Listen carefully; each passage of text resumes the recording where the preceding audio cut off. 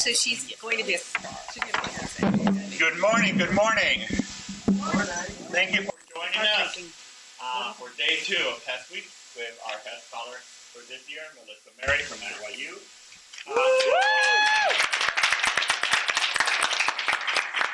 And she's brought along some amazing legal scholars and historians to talk to us today.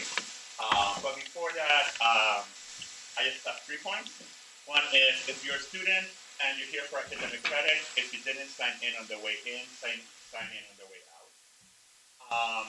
Second is, a recording of this event will be housed in the Wolf Institute's YouTube page, as well as yesterday's event. If you weren't here, check them out. And then the last is, we'll leave time at the end for questions on topics relevant to today's conversation.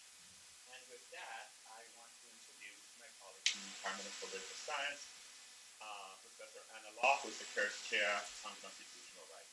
Thank you.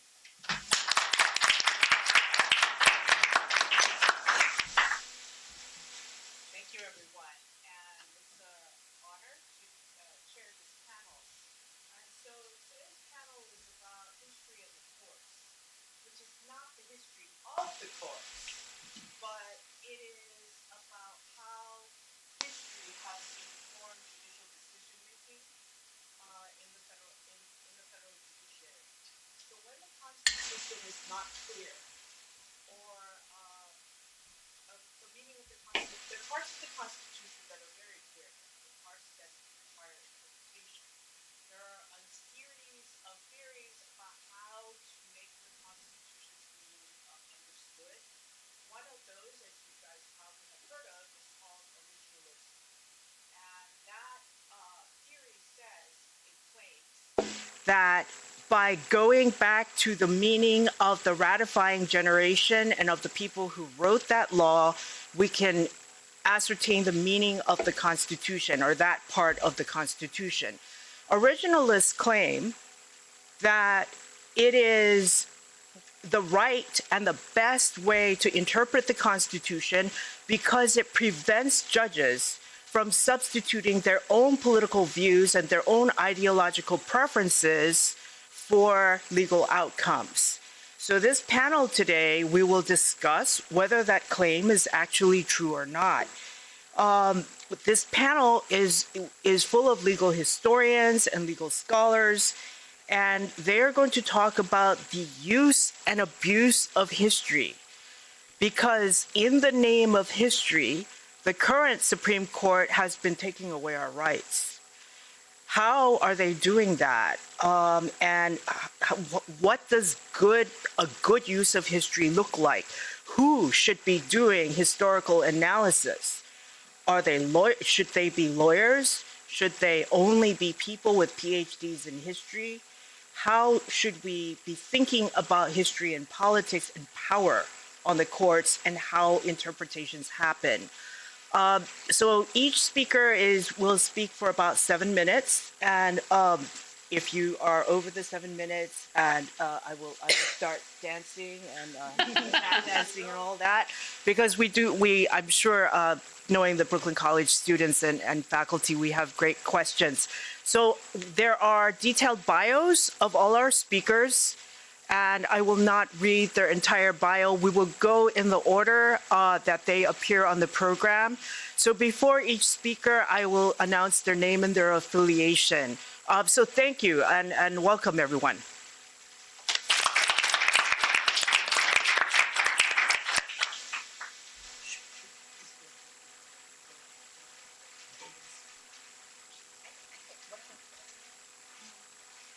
Well, why don't we start with the guest of honor, Melissa, and she can talk about Professor Murray.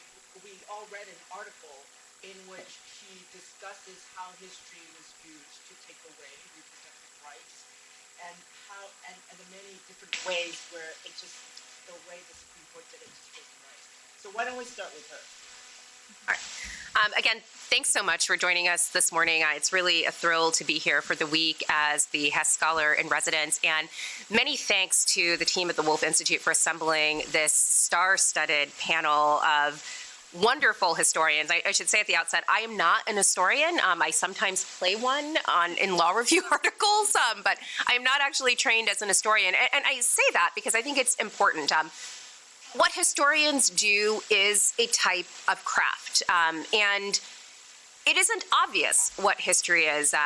Karen Tawney, who was here yesterday, who is a professor of law and history at the University of Pennsylvania, has written a wonderful foreword in the Harvard Law Review that talks about the exercise of curating history, how historians go about sifting through the archives, determining which archive they want to use, what they will select from that archive in order to tell a narrative about what happened. And in her telling, and I think generally, it shows that history is not necessarily a completely objective exercise. There are efforts at agency, matters of judgment that historians routinely exercise in determining how to tell their narrative and with what sources they will tell that narrative. And so too, it is the case that the court, in doing history, also makes judgments about what they will include, what will they overlook, and ultimately the kind of story that they tell. And often, history is a kind of cloak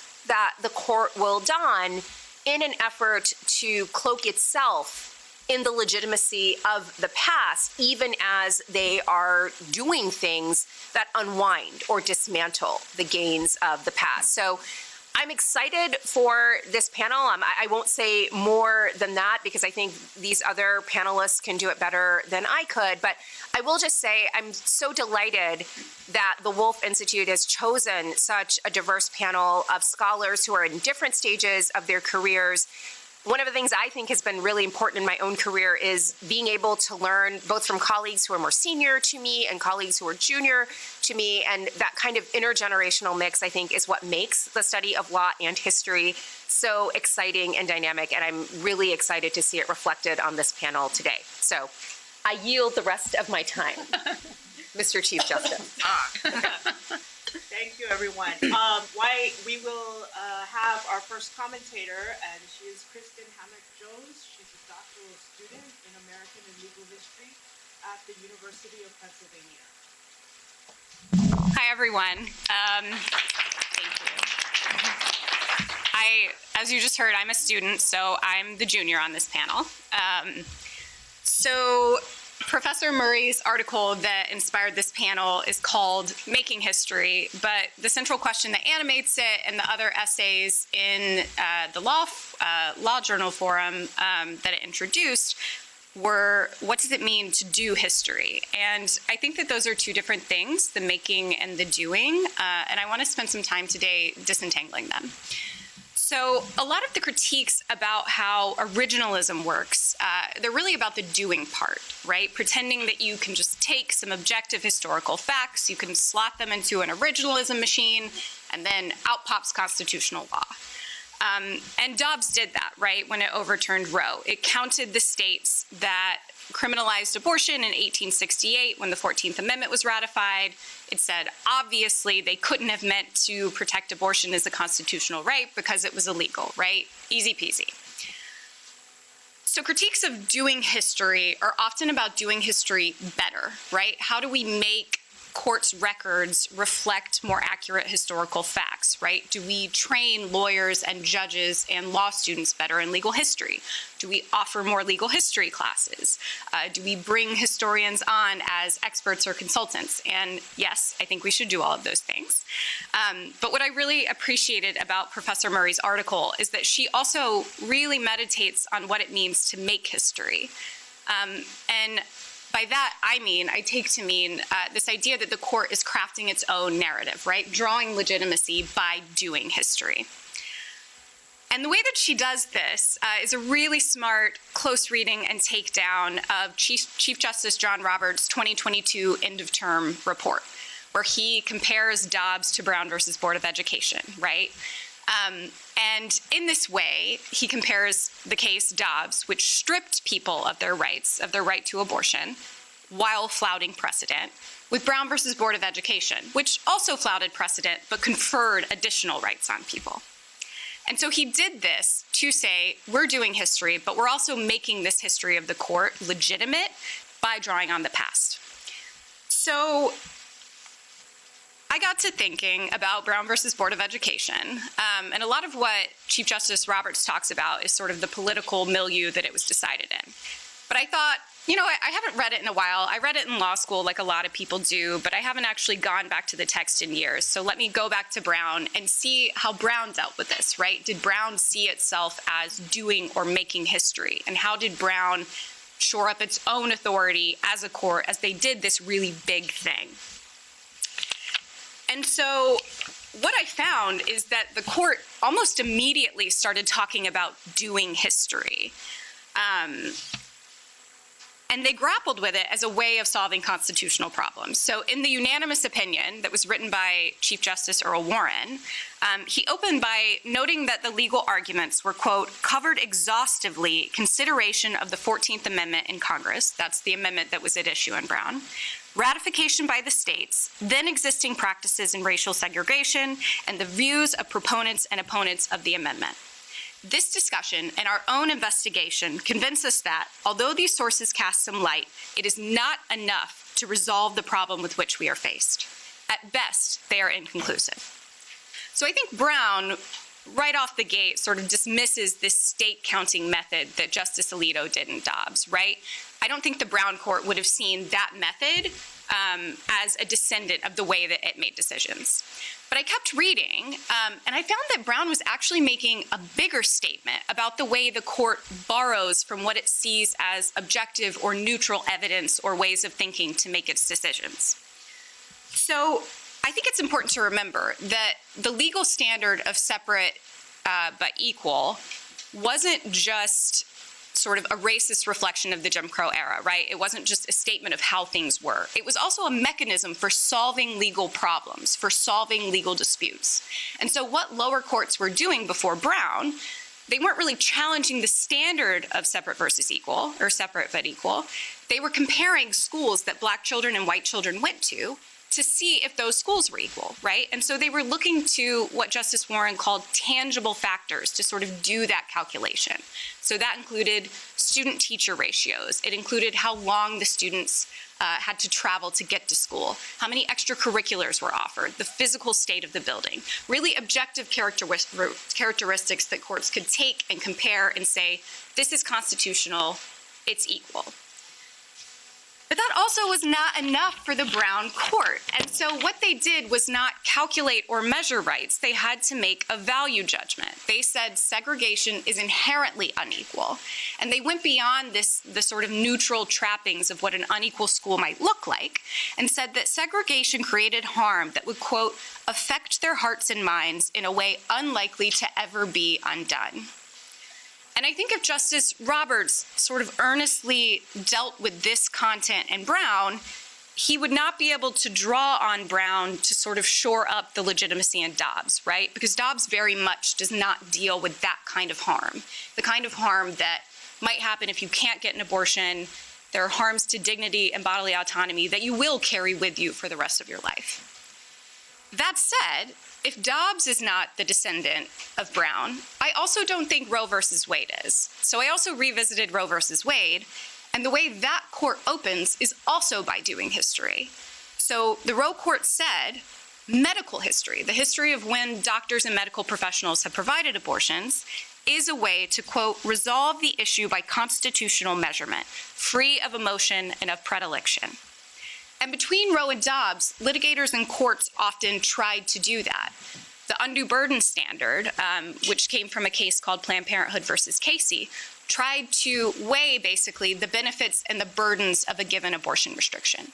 And that was really good at solving legal problems that placed literal burdens in the way of people seeking abortions, right? If it shut down clinics, if it made you have to drive 15 hours instead of 2 hours to an abortion clinic. But I think what it wasn't so good at resolving was these questions of dignity and bodily autonomy and equality, right? These value judgments about what it means to be a person who moves through a democratic society. And so I think Brown saw those harms away from history, away from these objective measurements, and that's how it made its decision. And I think Roe didn't do that, and Dobbs certainly didn't do that.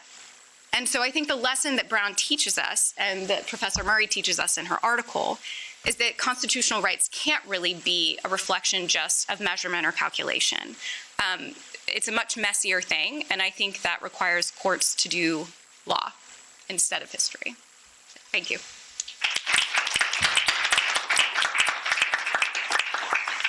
Our next speaker is Christina Ponsa-Kraus from the George Welwood Murray Professor of Legal History at Philadelphia University School of Law.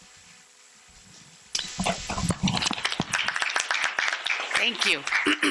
Thank you. I want to thank the Wolf Institute for inviting me here to honor the formidable Professor Melissa Murray, for whom I have enormous admiration and affection.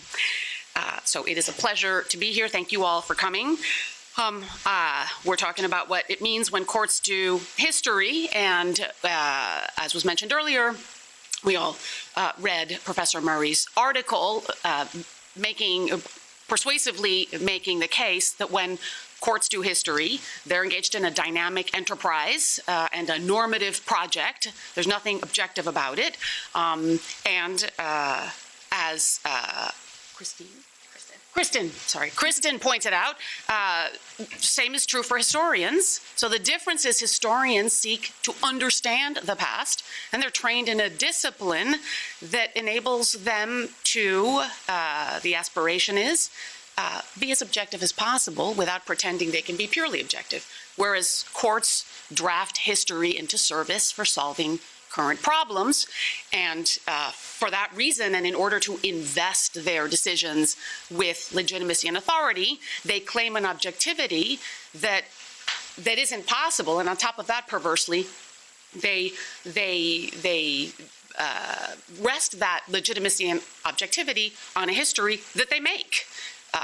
They're doing it, they're making it, they're exercising agency and judgment, as Professor Murray compellingly argues. So there are many critiques of originalism in particular.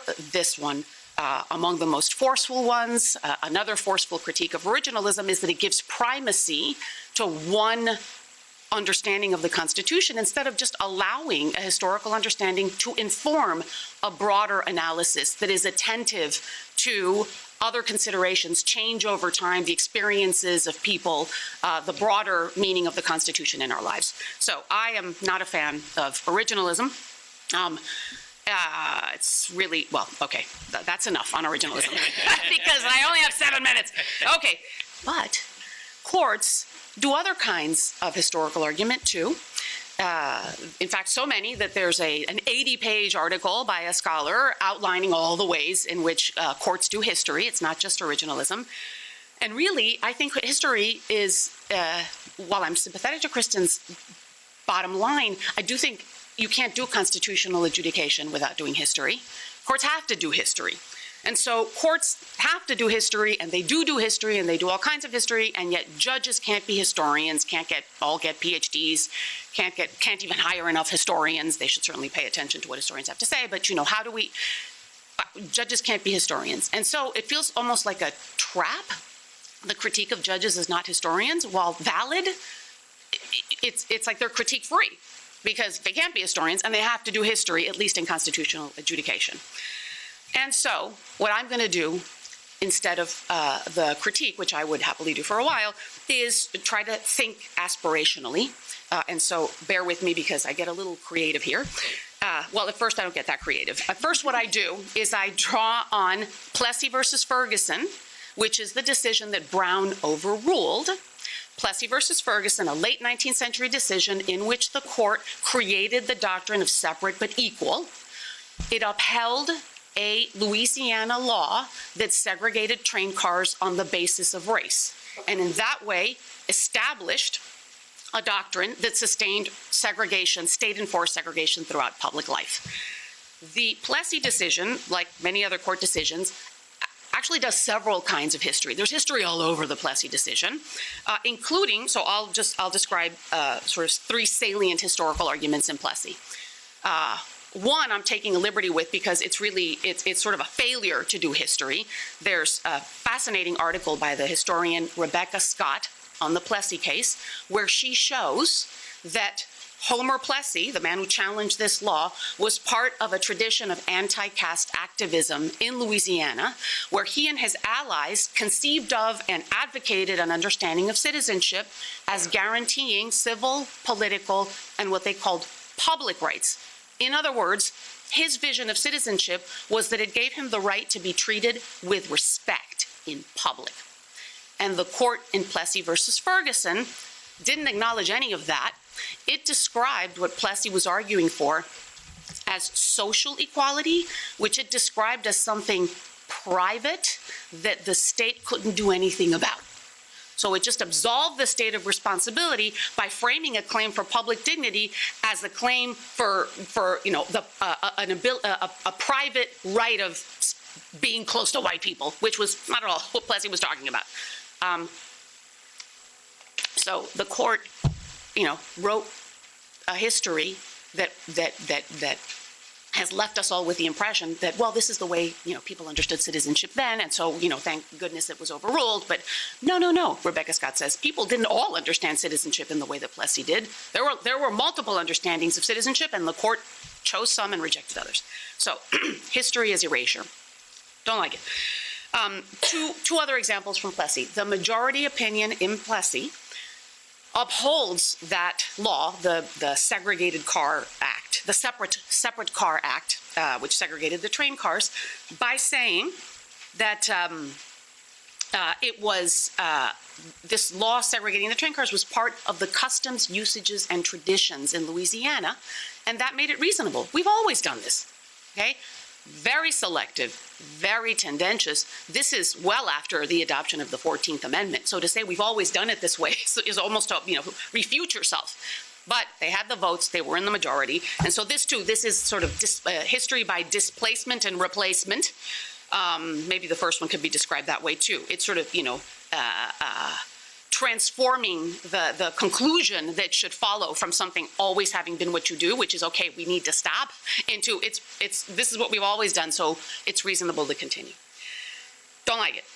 And then there's a third example, and this is from the famous dissent in Plessy by Justice Harlan. So there was one dissenter, and he argued that segregating train cars or any public space on the basis of race violated liberty and equality. And there's a number of quite powerful lines in the dissent, but the one I have in mind is the line, everyone knows that the statute, that the law had its origin in the purpose not so much to exclude white people from railroad cars occupied by black people, but to exclude black people from cars occupied by white people. This is about exclusion. There's nothing equal about it. It violates liberty and equality. So he goes on to say, everyone knows this because look at the history of the Civil War. We all know what happened. We all know what we tried to do about it. We all know about the 14th Amendment. But what I want to focus on is that phrase, everyone knows, okay?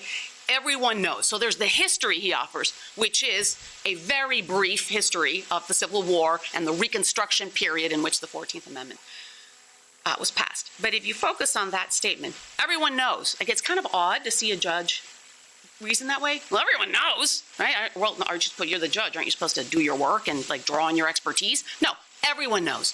And what it brings to mind for me, and this is where I get a little creative and out of my comfort zone, but what it brings to mind for me is the idea of rememory in Toni Morrison's Beloved, which is described by the scholar Joyce Hope Scott as the concrete and corporeal resurrection of the past in the present, as if time did not exist. That is how it is experienced by Seth in the main character in Beloved.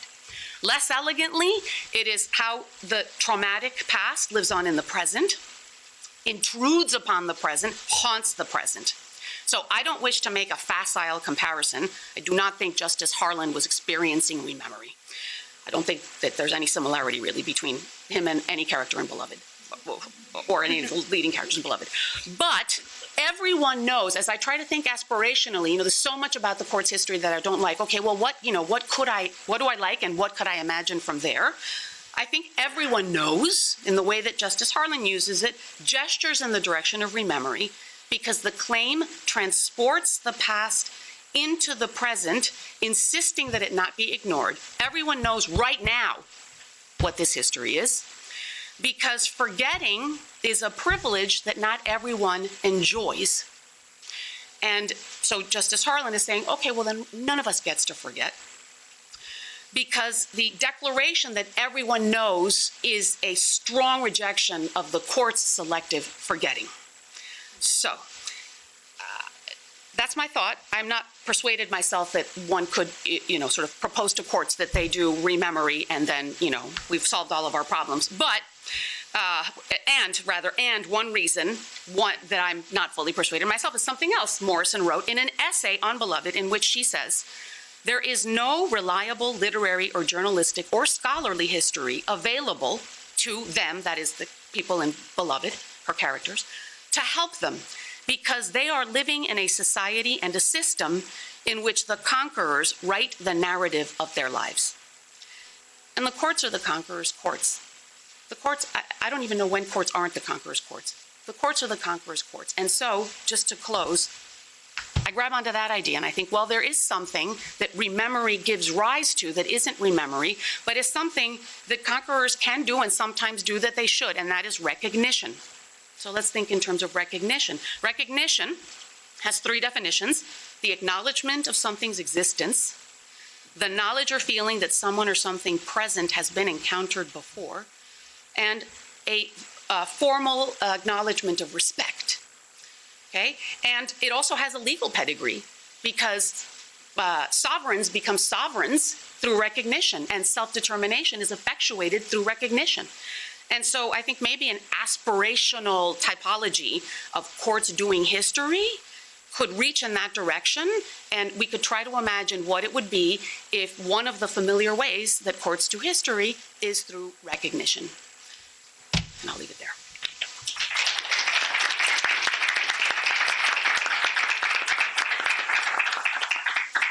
Our last commentator today is Professor Noah Rosenblum, Associate Professor of Law at New York University School of Law.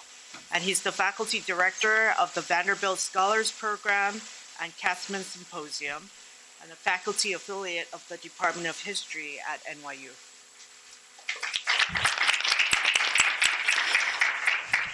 And thank you, Anna. Thank you, Melissa. Thank you, Kristen. Thank you, Christina. It's really an honor to be here. I just have to say my grandmother was a proud Brooklyn College graduate. She passed away a few years ago, but she would be so proud to know that this conversation was happening right now, and I really feel very touched to be able to be part of it. I just want to make 3 points. I really can't follow Christina's brilliant intervention, which I'm still reeling from. So my intervention is much more plebeian. I just want to flag 3 things, which is first, the profusion of history in what it is that courts do, which I think is a little surprising, and I'm going to try to explain why that's surprising. I think one way of getting into that confusion and unpacking it is going to get me to our second point, which is a distinction historians sometimes draw between what's called a usable past and the irrecoverable actual past, whatever that would mean. And then I'm going to conclude by suggesting that the gap between these two things does create some productive opportunities that maybe we can take advantage of in this moment, where, as Professor Law opened by reminding us, the courts are using references to history to take away our rights. Okay, so let me start with the profusion of history first. So as Professor Murray shows brilliantly in her essay, and as has been reinforced by Kristen and Christina's interventions today, history is everywhere in what the Supreme Court does, for better or worse. So in Melissa's essay, she talks a lot about Dobbs. We can identify 4 different ways that history comes up in Dobbs. There's an immediate history, which has to do with the alleged unworkability of the law preceding Dobbs, which justifies the need to revisit the abortion right. There's a longer history that appears in the Dobbs opinion, the relationship between Roe and Casey, and then Whole Women's Health and the later cases. There's an even deeper history, which is part of what Melissa talks about in her essay, what Kristen brought up again today, the analogy between Dobbs and Roe on the one hand and Plessy and Brown on the other. That gets us into something about the place of the court and the history of the courts and the development of American law. And then maybe the sort of deepest or most ancient history, this alleged recovery of what was actually happening back in the mid-19th century, the counting of states, the tendentious attempt to reconstruct what it meant to have access to abortion in the mid-19th century. Okay, now the puzzle here is why they're doing any of this. Christina mentioned they have the votes. And just to hammer this point home, when you have power, when you're a conqueror, you can just conquer. There's something a little puzzling about the fact that they feel this need to talk about the history. After all, they can just shove it down our throats and we have to take it. So why don't they just do that, right? Why bother doing history when we all know that they're there because they have the power, that the Republican Party was trying to find judges who could reliably overturn Roe v. Wade for 20 years, that the rallying cry of the Federalist Society as they selected judges for that court was no more David Souters, and what they really meant by that was, heaven forbid we appoint another person who claims to be a Republican but will blink when it comes to taking away reproductive autonomy. So we all know what's really going on, and yet this gesture towards history, this profusion of history. So why? Why not just exercise the raw power? So this gets us into a distinction historians often draw between a usable past and the actual past. There are lots of reasons why the judges are currently obsessed with history. We've talked a lot about originalism. Christina just referenced many of the other ways of doing history. What this tends to surface is that it's not enough if you have the power just to exercise the power. You need to feel good about your exercise of the power. You need to have meaning to what you're doing when you do it. And history becomes a critical way of trying to give yourself that meaning, of bolstering that feeling. Law professors sometimes talk about legitimacy. We can talk more about that during the Q&A if you want. The way that history works here to legitimize power, to make the power holders feel good about it, is multiple also. It allows them to feel like they're part of something bigger. No, we're not just 6 people with the votes. We are part of an emancipatory tradition. It gets to cast themselves as the good guys, just like, here I'm just cribbing what Melissa wrote in her article, just like the liberating judges of the Warren Court, we too are on the side of justice. And it allows them to situate themselves as not innovators, but rather redemptors. Okay, the word redemption is really fascinating and complicated in American law. There's something valuable and powerful. Who doesn't want to be a redeemer?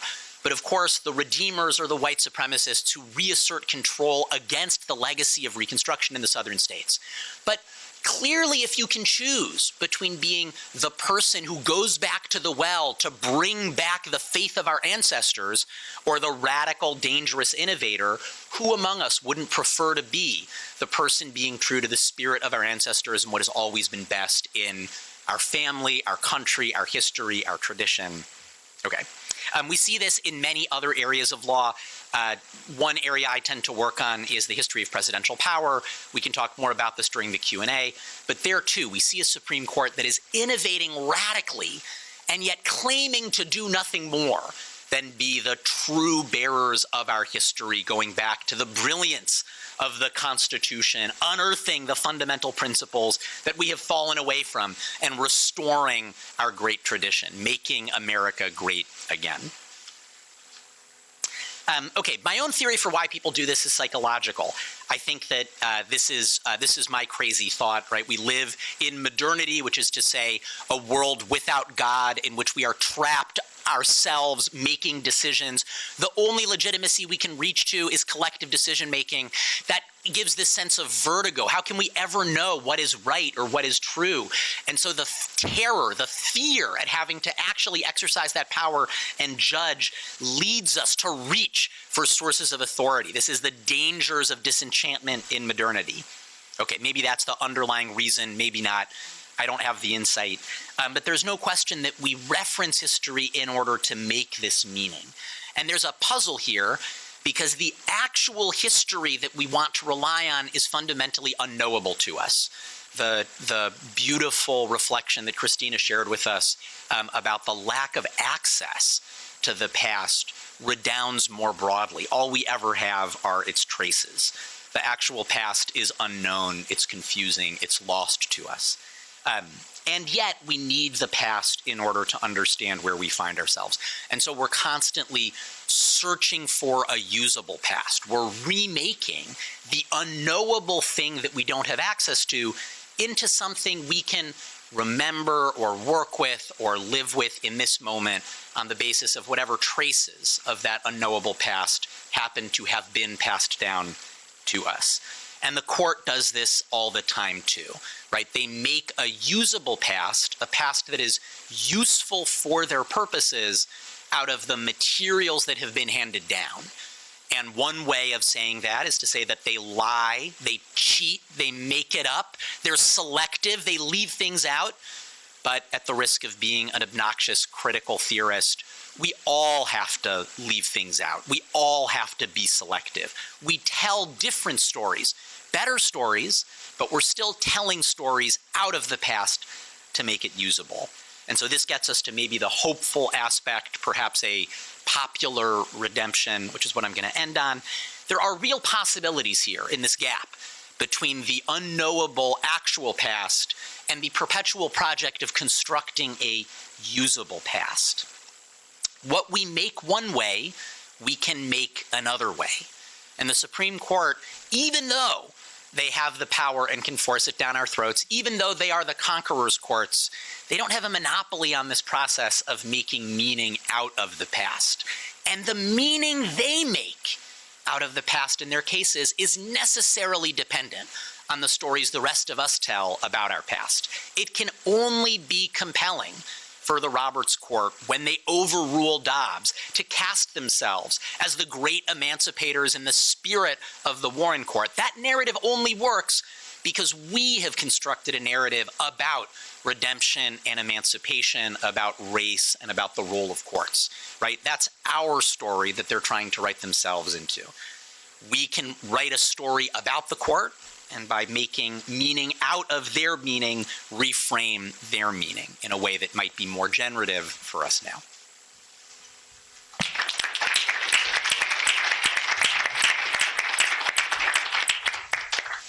Thank you, everyone. So,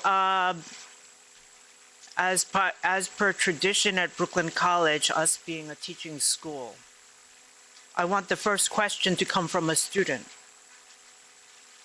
Yes, please.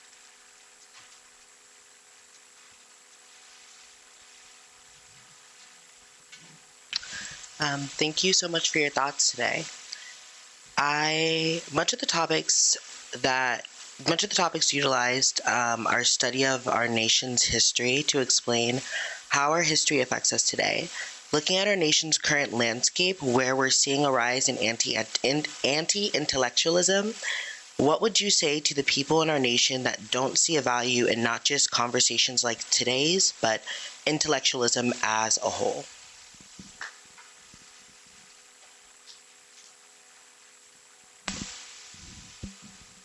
I would say what Professor Rosenblum just said.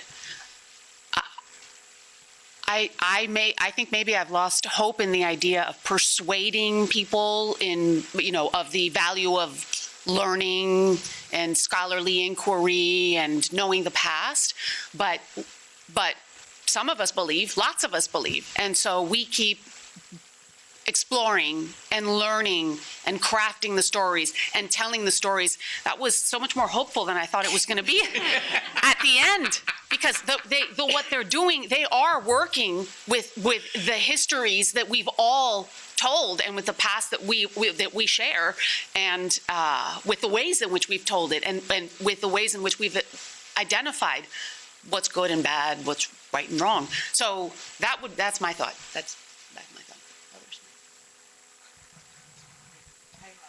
We still have people responding. So I think my response would be that it's a little bit more complicated than anti-intellectualism. One of my pet theories is that one of the big problems with the rights cases of the 50s, 60s, and 70s is that they said rights are a matter for lawyers and courts to resolve. right? They're not matters that belong to the bigger polity. And of course, there are problems with taking, really important fundamental rights and turning them over to majoritarian politics, as Professor Murray has argued. But I think it's important to not just have people engaged in history and historical thought, but also to have them engaged in legal thought, right? To think of law as something that everyone can do and engage with, not necessarily as just a technical professional tool, and to think of constitutional rights that way. So I'll put a finer point on it. I think you're referring specifically to the executive order that came out last week that instructs the vice president as a trustee of the Smithsonian Institution to curtail any funding to the Smithsonian where it would go to fund histories that are quote unquote anti-American or divisive in its topic. That is very obviously a normative project. Like, what is anti-American, what is divisive are judgment calls and shaped by the conqueror, if you will. And in this case, the court is not necessarily the conqueror here.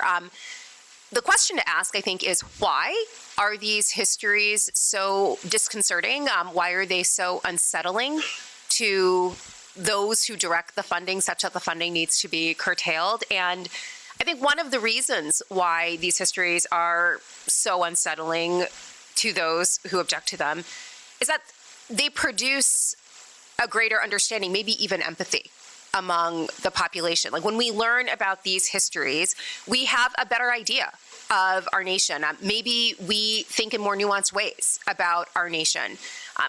I grew up at a time, I went to, as I discussed yesterday, I went to high school in Florida. I don't think I ever learned about the Tulsa race riots until I was in law school. Like, literally, at the big age of 22, I was learning about the Tulsa race riots. That's not the world our students inhabit today. In a world of AP African American history, you might learn about the Tulsa race riots in 11th grade, and you might learn that there was a thriving, bustling community of African Americans at the turn of the century that made Black Wall Street. And that knowledge is completely at odds with the narrative of Black pathology that has been advanced in other contexts, right? And you might question then that narrative of Black pathology knowing this other history. That kind of nuance, that kind of discernment, I think is critical to the project of democracy, because this goes back to the founders. The reason why we allow for so much pluralism in our constitutional design is this idea that individuals who have different sources of allegiance and authority will not willingly accept the state's vision of allegiance, of authority, at least not unquestioningly. And democracy depends on citizens who are prepared to and equipped for the project of skepticism. People who are not just going to go along with whatever the state advances. And that's both troubling for the state, but also necessary as a precondition for democracy. And you see this all over the place in the Constitution. The First Amendment, the idea that we have protections for religious pluralism, the understanding that different religious faiths have different values and different lines of allegiance and authority. And when you have a different set of allegiances and authority, if the government says something, you might say, oh, you know what, I've learned something different. I'm not sure how I feel about that. And that prepares you to challenge the government.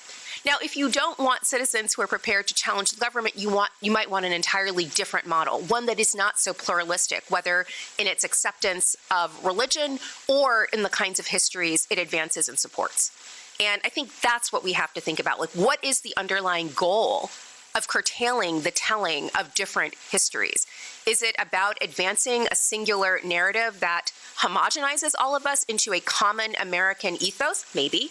And maybe that's desirable for lots of reasons. But is it also for the project of dismantling other sources of allegiance and alliance that might make us more skeptical and less able to discern government over-encroachment when it happens? Thank you.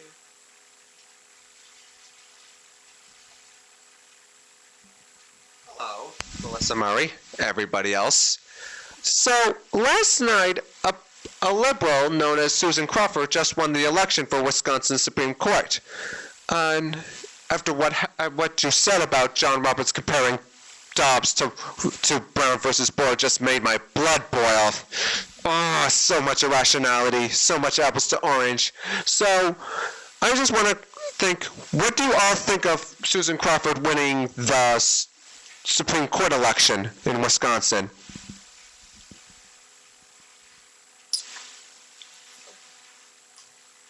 So part of what I love about this question is that it invites us to think about plurality in the courts. And oftentimes when we talk about judges, there's an opposition between democracy and judging. But part of what you're reminding us is that, in fact, most judges in this country are elected. And that complicates the standard picture and reminds us that, especially in our states, there's a deep tradition in which the way you administer justice, especially the highest courts, the most important apex courts, are supposed to be directly responsive to the people. I have to resist the urge to go on at great length. I'll just flag that in many states, or especially at the founding, the legislature, which was directly elected, operated also as the highest court. So I'm from Massachusetts. In Massachusetts, the legislature is called the general court because they would also sit and take these last appeals. So this takes us back to some of what Kristen was talking about, the need to return legal questions to the people in electing a Supreme Court justice, especially in a state like Wisconsin, which is a site of tremendous conflict, and particularly in this election, where the richest man in the world, who's operating apparently as an officer or a non-officer despite not having been appointed to the position, and is advising the president and advancing a version of the white Afrikaner supremacist ideology that has some resonance with white supremacy in the United States, that this guy decided he was going to make this his stand, and the people of Wisconsin decisively said, no, that's actually not the kind of justice we want in our state. It's a nice reminder that the law really does belong to the people, and there are lots of different ways of making that manifest, whether it's through direct election or in some of the analogies or other pathways we're trying to frame out here, the way that you might think about history or the way people draw on popular narratives.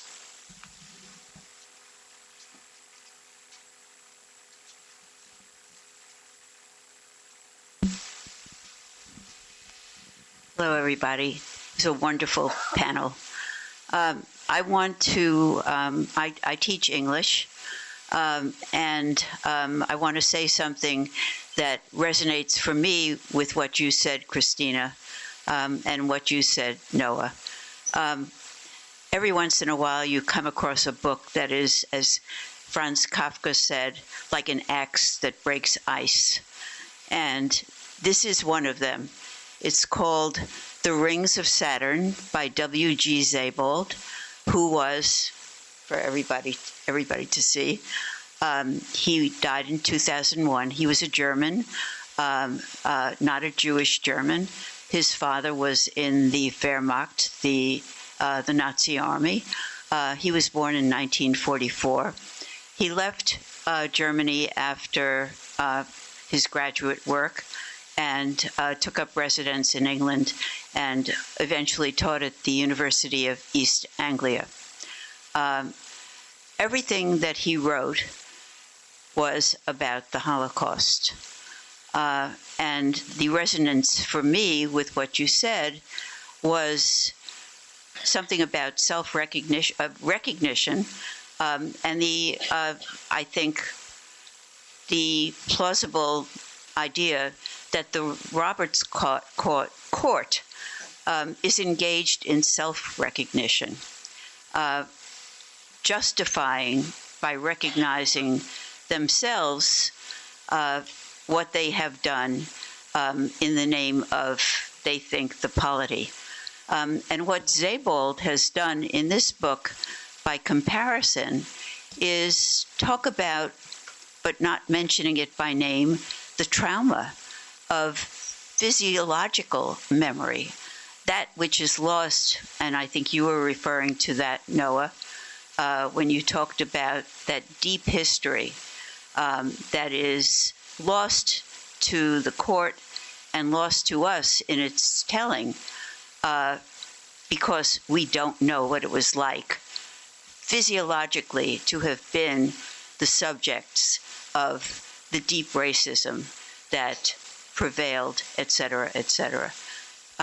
It's sort of a Proustian approach, a memory which is physiological, which needs to be recovered. So thank you for listening to me.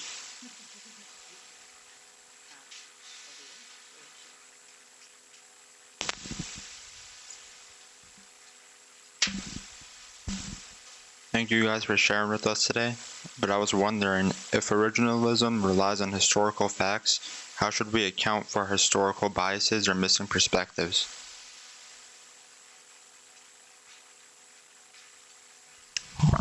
Well, the answer is that you should use actual historical methods, I think. So I am right in the middle of my comprehensive exams as a PhD, so I'm reading like 600 history books right now. And one of the little things that I put on my index cards is method, right? What is this historian doing? And the answer is not just history, right? It's not just what are the facts that happened in the American Revolution, right? There's social history, there's cultural history, there's intellectual history. And so the facts that you might read in a history book, those are really important for crafting a narrative. But the method behind that also needs to be taken into account. So cultural history is going to look at the way that the broader culture was interpreting something, right? So you might not just look at the executive order that Trump signed last week, right? You're going to be looking at newspapers, social media, things like that. Social history is going to look at how ordinary people were dealing with that, right? So for example, if you're an undocumented immigrant and you decide to stay home from work or to keep your kids home from school because you're scared, that's the sort of history that we want to get at in social history. And so I think it's really important to think about those different histories and draw from them the different methodologies to get a clearer picture of what life might have looked like to the extent that that's relevant to the constitutional question you're asking. And I do think the Brown Court did that, right? They did look at the history of segregation, but that wasn't the only thing they looked at. They didn't think that was dispositive of the issue. I'll just add that the Brown Court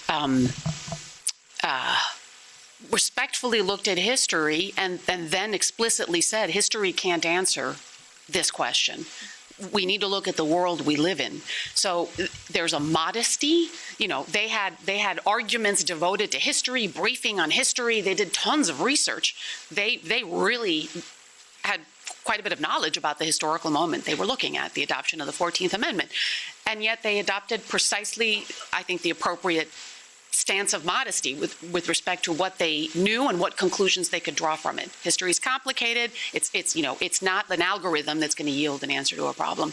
And courts are capable of that. All right. So judges can't all get PhDs, but you can approach the historical endeavor in which you are engaged with modesty about what you know, what you don't know, and what conclusions you can draw from it, and what else you should bring into drawing those conclusions.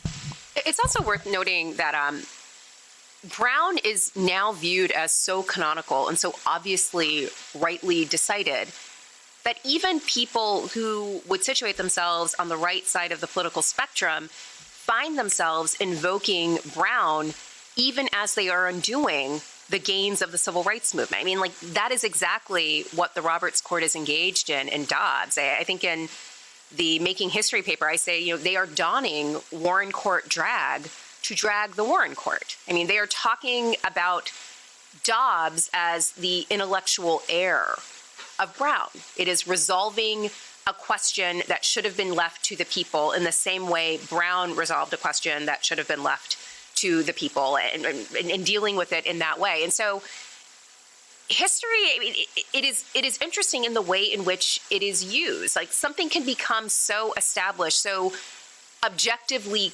true, that even the detractors, those who 50 years earlier would have clearly been detractors, have to reckon with it and then make it part of their usable past. And that's the project that Noah is talking about. And there's a lot of work, I think, to be done in how Brown, which was castigated by conservatives when it was first announced in 1954, has been marshaled into the service of a more conservative, colorblind vision of constitutionalism.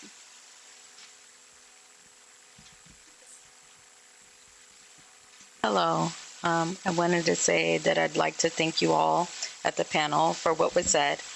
And I'd also like to say, not to generalize everyone's experience here, but I do believe everyone here was reassured of what was said and what's to be expected from our judicial system. With that being said, I wanted to ask, with Trump kind of, I guess, administering or reinforcing him trying to do a third term, do you feel that the judicial system will challenge that or amend it? Or would it be something that will be considered for future generations to come within presidential candidacy?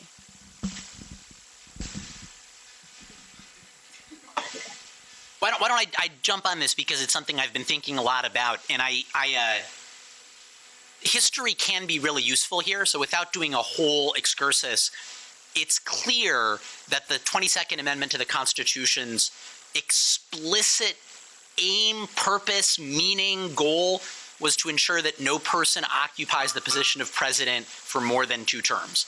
When Franklin Roosevelt, who's the only president in American history to serve more than 2 terms, decided to run for a 3rd term, it was massively controversial, led to deep division of the Democratic Party, spurred the movement that eventually led to that amendment. There was only one other president since that amendment who was eligible to run for a 3rd term. That was Harry Truman, and he explicitly chose not to, precisely because of how deeply embedded this principle was. And the principle precedes the amendment. So when George Washington serves 2 terms and steps down, it sets an unbelievable pattern. And there's a transformation in the culture in the background such that people can start to think that they're better than their ancestors. But that's a late developing thing. The fact that Washington only did 2 terms meant that for all intents and purposes, no one but a fool who was courting death and ignominy would ever run for a 3rd term, because who would dare do something different from Washington? So the history and the meaning behind it are simply unequivocal. Now, there are people who think that what the law is nothing but clever language games. Those people are contemptuous of the rule of law. They are un-American. They are traitors to the country, but they have power. And they are going to try to come up with ways to take advantage of the power they have and pull a fast one over on the American people. The one thing I know for sure is that people will be, if nobody stops them, people can get away with an awful lot, right? But I do think it's dangerous to believe that the courts alone will be able to stop us. After all, when courts encounter behavior that is illegal, but that they don't necessarily think they have the support of the people to stop, they often bend and go along with it. And there are lots of examples of this across American history. So I tend to think that the way people are talking about these dangerous, treasonous, and un-American comments by the American president is in part a way of accidentally reinforcing his own power and ability to break the law. We have an administration that is contemptuous of the rule of law. We've had moments like that in American history before, but not quite on this scale. So the long answer the short answer after my long diatribe to your perspicacious question is it's illegal. It's clear that the Constitution makes it illegal. Don't let anyone who tries to fool you with clever language games lead you to believe otherwise. It's like pissing on your leg and telling you it's raining. But the idea that the courts are going to be the ones to save us, well, that is a dangerous ideology as well. After all, these are the same courts that have been complicit in taking away our fundamental rights. I will also add, just as, I guess, maybe this is political history, maybe it's social or cultural history. It's not surprising to me that this bid for a 3rd term has surfaced in the wake of a massive scandal that won't seem to go away about whether or not one should conduct a bombing plan of another nation over an encrypted end-to-end publicly available messaging app. I think the reason we are hearing this surface right now is because the administration would very much like us to stop talking about Signalgate. So don't stop talking about Signalgate. It's a massive problem. It's also a massive problem of history.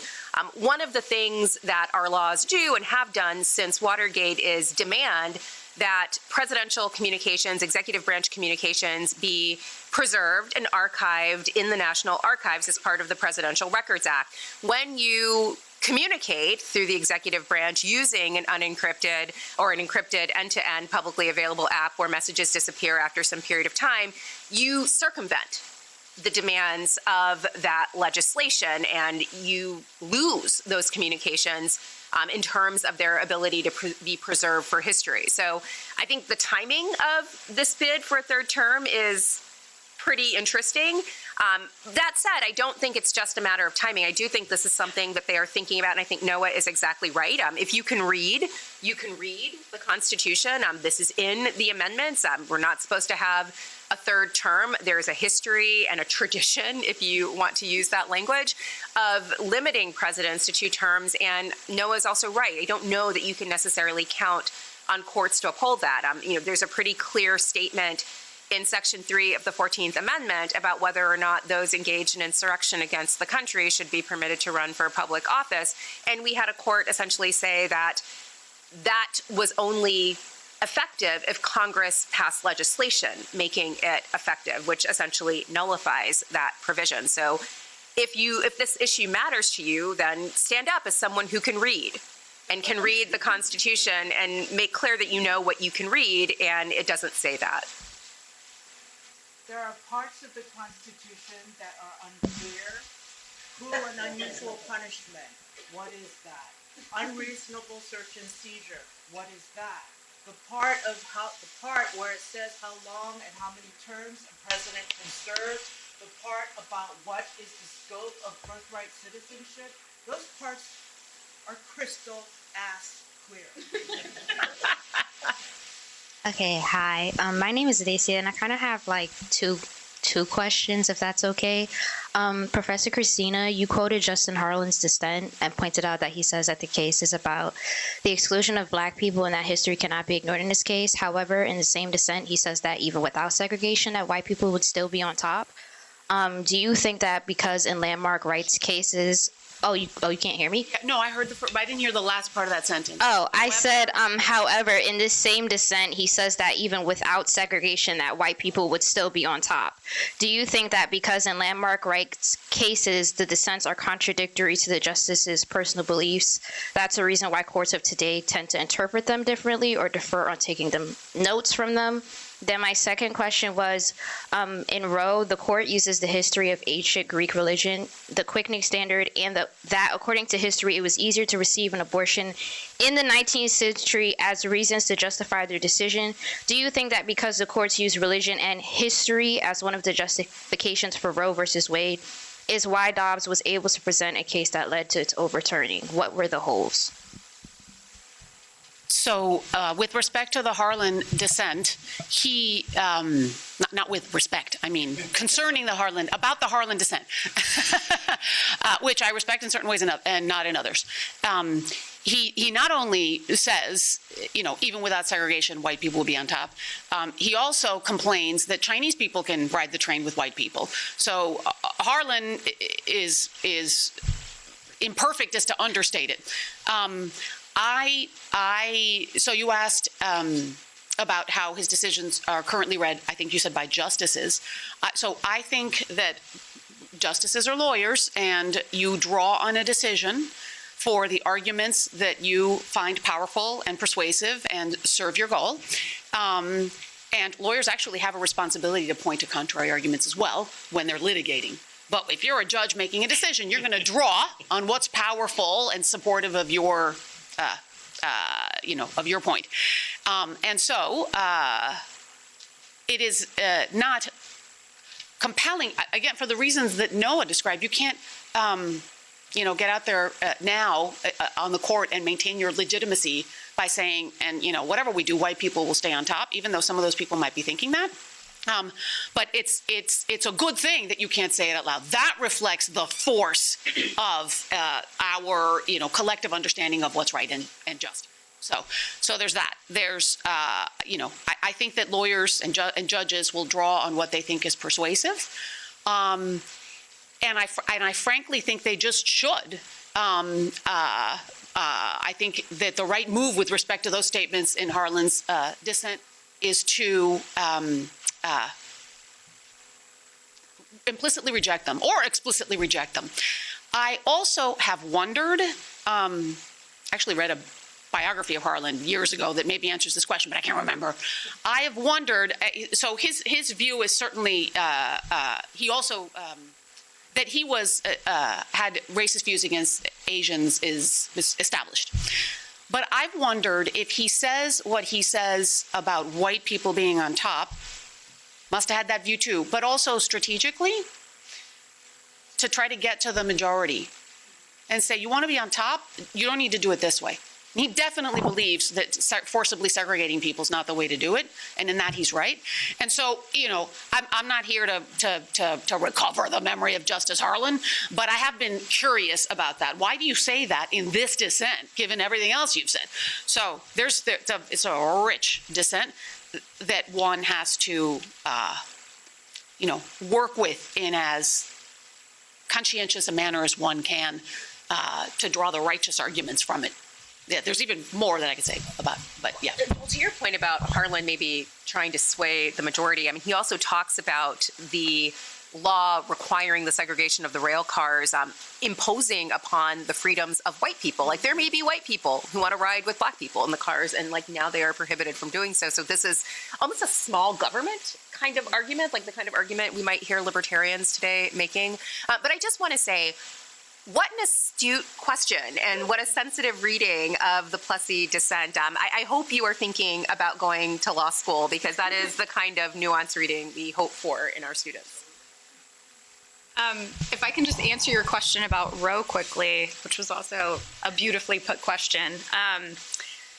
I've been thinking a lot, as you might imagine, about why it was that Roe was so easily overruled, in the sense that it was the first of the rights cases to be overruled. And I think it's important to look at the specific type of history that Roe was doing. And Roe did a lot of history. It did, as you said, a lot of sort of social history about what it meant to be a person who needed an abortion in the 18th or 19th century, right? And it was very easy. Really up until the 1940s and 50s, it was quite easy to get an abortion, even by, a professional licensed doctor. Even though there were laws on the books, they really were not enforced. But the litigators who were bringing the Roe case were also obsessed with history. In fact, when they started strategizing about how they might attack abortion laws on a constitutional basis, they actually recruited a historian named Cyril Means to do a survey of 19th century abortion laws. Now, the history that Justice Blackmun does in Roe is also really particular to his own political stance and his own political history. So Justice Blackmun loved doctors. He was general counsel at the Mayo Clinic for years, and his real struggle with abortion laws was that they were not sufficiently deferential to doctors making their own decisions. So there's a lot of language in Roe about privacy, right, and about women being able to make their own decisions, and about the history of abortion access over time in the United States. But what Blackmun actually says is the right of privacy is capacious enough for a woman and her doctor. No. Actually, it says a doctor in consultation with his patient, which is worse. That's worse. To make the decision to have an abortion. And so I think that the particular type of history that was being done, right, which was a history of doctors being professionals who were worthy of respect from the court, is very different than a history that took into account, like I was saying, sort of the dignity and the bodily autonomy and the equality issues that come up with women seeking abortions. We have time for one last question, a quick one. So there are two hands. One question, I'm not sure how we're going to do this. It could be very brief. Okay. Thank you so much. I'm a professor of sociology here at Brooklyn College, and my question is, it's very unfortunate that we don't have time, because the topic is history and the court, and I'm Haitian by birth. I had a country philo, Michel Wolff-Trouillot, who wrote a book, Silence in the Past, Power and the Production of History. And in that book, Michel Wolff-Trouillot explained that history has always been a means of power. So we have a scientific community who decided what to include, what to exclude in history. Until today in this country, we don't have an objective history, because the history that we are discussing is the history of the hegemonic, not the history of the subaltern. It is the history of a specific group. Those who have been actively engaged or were actively engaged in the foundation of that nation. Every nation is the result of the process of imagination by its elites. When the American elite decided to found that nation, it was a nation based on the idea of fragmentation.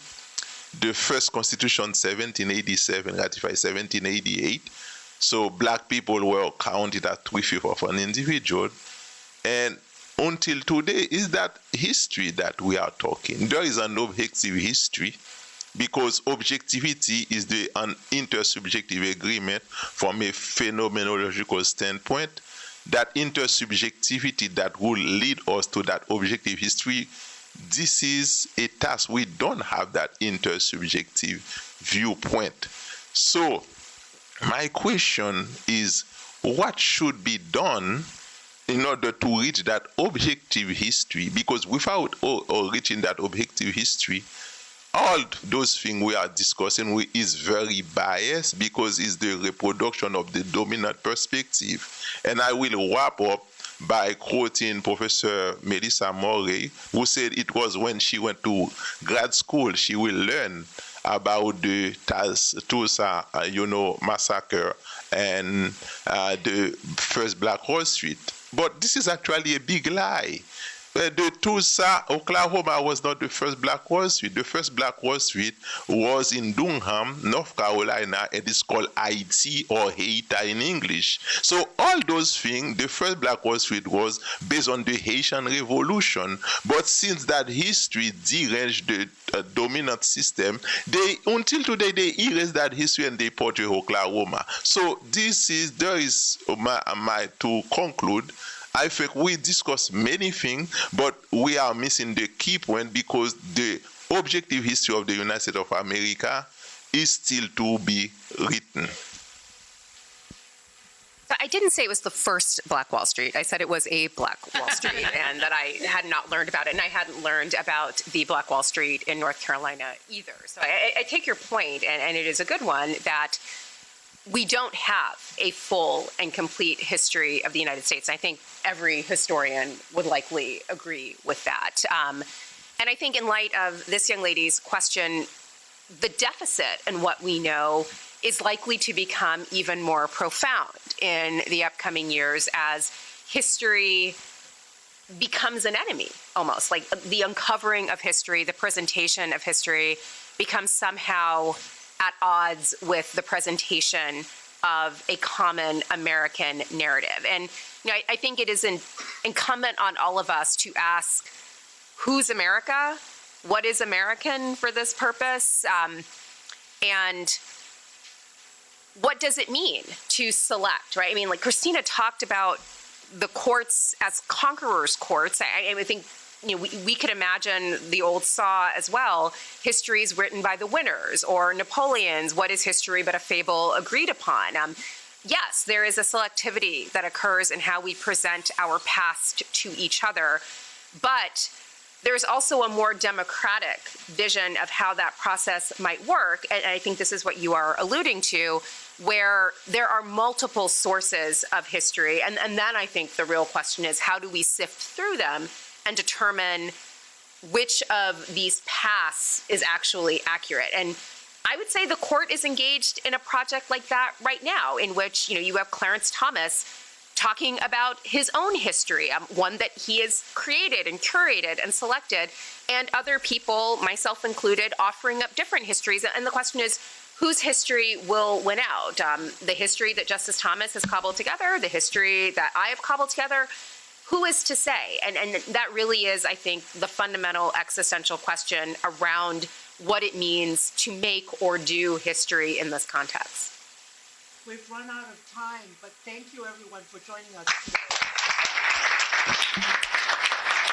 Thank you so much for being here. We have a panel in 15 minutes on Dobbs and in the future of individual rights with our rock star cast. And then we have another one at 3:40 this afternoon on the role of the courts. Thank you for being with us.